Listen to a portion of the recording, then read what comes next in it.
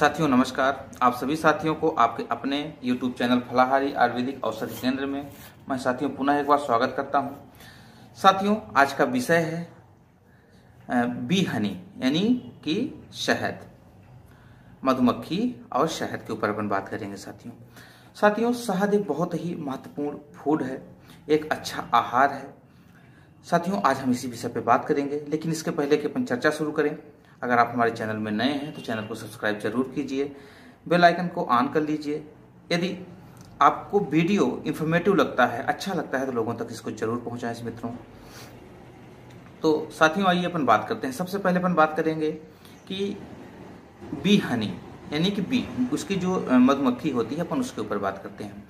साथियों जैसा कि आप जानते हैं, सुने भी होंगे, पढ़े भी होंगे कि जो मधुमक्खी होती है इसकी एक लाइफ साइकिल होती है, उसी के दौरान ये अपनी संपूर्ण क्रिया करती है। साथियों बसंत महीने से मधुमक्खी अपना जो फर्टिलाइजेशन का काम होता है वो शुरू कर देती है, निषेचन का कार्य शुरू कर देती हैं। मधुमक्खी में लगभग इनकी 20,000 प्रजाति होती हैं, जिसमें से कि 4 ऐसी होती हैं जो कि शहद का निर्माण करती हैं, जो कि शहद और पोलन को तैयार करती हैं। साथियों इसमें से जो सबसे महत्वपूर्ण चीज ये है कि जो मधुमक्खी होती हैं इसमें से जो एक छत्ते के अंदर पाई जाती हैं ये 3 होती हैं। एक होती है रानी मधुमक्खी जो क्वीन भी होती है, दूसरा होती है आपके जो लेबर होती हैं, और तीसरा मेल होती है। तो मेल जैसा कि आप जानते हैं कि अनकम्प्लीट फर्टिलाइजेशन जो उनका होता है उसी से मेल तैयार हो जाते हैं, और मेल कोई काम नहीं करते, सिर्फ उनका एक ही काम होता है, ऐसा नहीं कह सकते कोई काम नहीं करते, उनका भी एक रोल होता है। उनका काम होता है रिप्रोडक्शन यानी कि प्रजनन के ऊपर, जनन के ऊपर, वो उनका प्रजनन के ऊपर काम होता है साथियों, यानी फर्टिलाइजेशन में वो हेल्प करते हैं। साथियों जैसा कि आप जानते हैं फरवरी महीने से लगभग इनका सीजन शुरू हो जाता है। फरवरी महीने में मधुमक्खी अपने ऐसा कहा जाए कि छत्ते से उड़ती हैं, निकलती हैं, और उड़ते उड़ते ही मेल नर के साथ इनका फर्टिलाइजेशन हो जाता है साथियों। और फर्टिलाइजेशन होते ही नर का वो अंतिम दिन होता है और तुरंत वो नष्ट हो जाता है, मर जाता है साथियों। उसके बाद मधुमक्खी क्या करती है कि एक बार जो उसका रानी मधुमक्खी होती है, एक बार उसका निषेचन होने के बाद उसको दोबारा मैटिंग नहीं करना पड़ता, और वो क्या करती है कि उसी से वो जीवन भर लगभग उसका अंडे देती रहती है।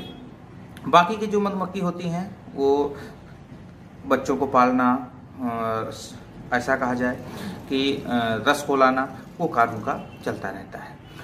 तो जो सामान्य मधुमक्खी होती हैं लगभग वो 45 दिन उनकी लाइफ साइकिल होती है, लेकिन जो रानी मधुमक्खी होती है उसकी लाइफ साइकिल लगभग 4 साल से 5 साल तक माना गया है, अलग अलग कंडीशन पे है। साथियों ये जो मधुमक्खी 4 प्रकार की मधुमक्खी जो शहद देती हैं, इनकी अलग अलग क्षेत्रों के हिसाब से इनको कैटेगराइज किया गया है। जैसे जो मध्य प्रदेश तरफ भारत की अगर अपन बात करें तो इनकी प्रजाति थोड़ा सा अलग होती है, जो वेस्ट बंगाल तरफ उनकी थोड़ा सा प्रजाति अलग होती है। इस तरीके से अलग अलग एटमॉस्फेयर के हिसाब से हर चीज़ में चेंजेस आती है, इनके ऊपर भी चेंजेस आते हैं। लेकिन जो सबसे अच्छी शहद मानी जाती है, जो सबसे अच्छी मानी जाती है, वो वेस्ट बंगाल की मानी जाती है। लेकिन साथियों आप जैसा कि जानते हैं कि एक मधुमक्खी शहद तैयार करने के लिए लगभग लगभग 150 से 200 प्रकार के फूलों के ऊपर वो जाती हैं, और तब जाके बल्कि अब और ज़्यादा फूलों के ऊपर वो जाती हैं, उनका पराग लाती हैं, और उसी के ऊपर उसी से वो अपना शहद को तैयार करती हैं साथियों मधुमक्खी के अंदर खुद एक ऐसी क्षमता होती है जो मोम को निकालती हैं और उसी से अपना वो छत्ता तैयार करती हैं।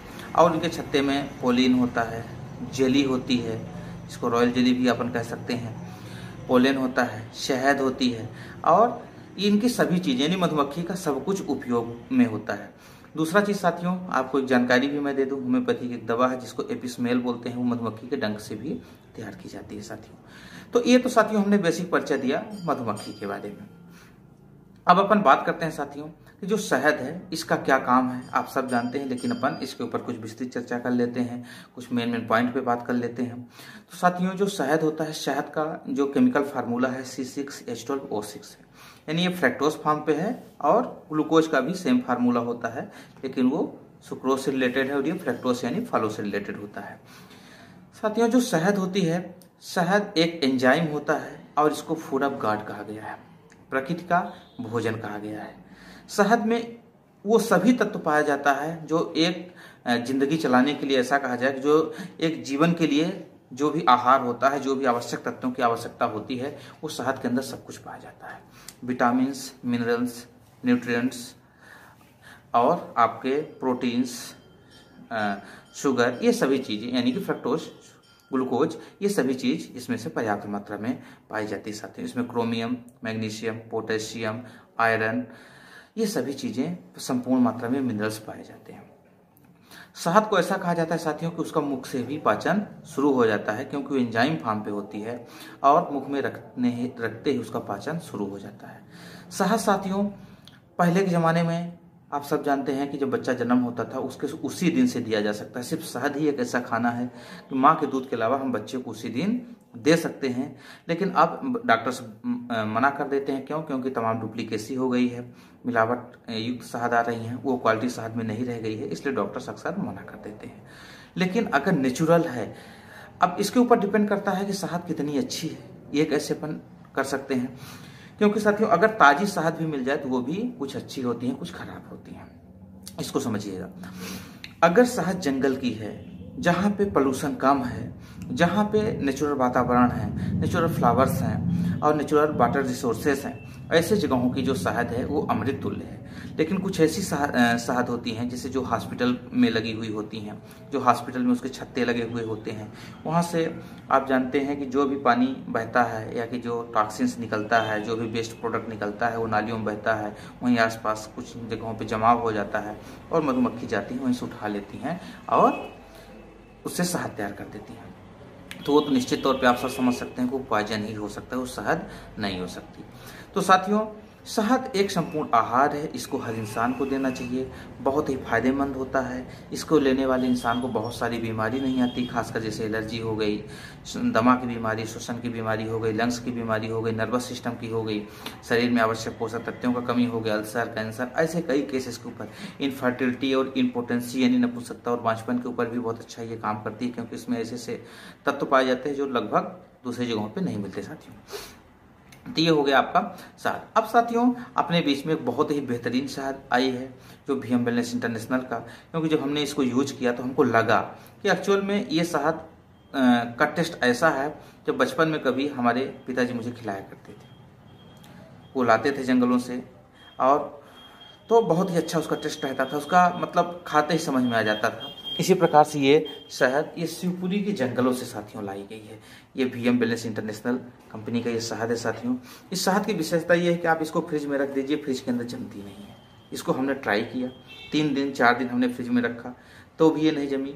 दूसरा चीज़ है इसका टेस्ट भी बहुत अच्छा है और क्वालिटी बहुत अच्छी है साथियों। क्यों? क्योंकि इसमें से ऐसे प्रोडक्ट नहीं डाले गए हैं जो कि हार्मफुल हों या कि क्वालिटी के साथ समझौता हो साथियों। तो इसको हम खुद यूज करते हैं और बहुत ही अच्छा इसका रिजल्ट है साथियों। मैं थोड़ा सा आपको खा के भी दिखाता हूँ।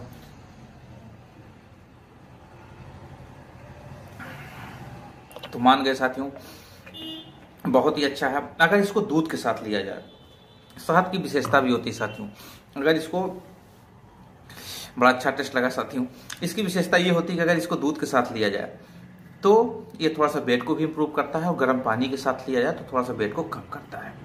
लेकिन शहद को ध्यान रखिएगा साथियों, कभी भी घी के साथ नहीं लीजिएगा, क्योंकि घी के साथ शहद को पॉइजन माना गया है। तो कुछ कुछ सावधानी भी बरतिएगा, बाकी आप आराम से इसको इस्तेमाल कर सकते हैं। हर घर में ये चीज़ रहना चाहिए और इसको इस्तेमाल करना चाहिए। आज हम लोग शक्कर या शक्कर से बनी चीज़ें खाते हैं जो कि पॉइजन के समान है साथियों। ये अमृत तुल्य है, इसको हर घर में पहुंचना चाहिए और हर इंसान को लेते रहना चाहिए साथियों। तो बस आज इतना ही, धन्यवाद साथियों। अगर वीडियो अच्छा लगा तो लोगों तक जरूर पहुँचाइए।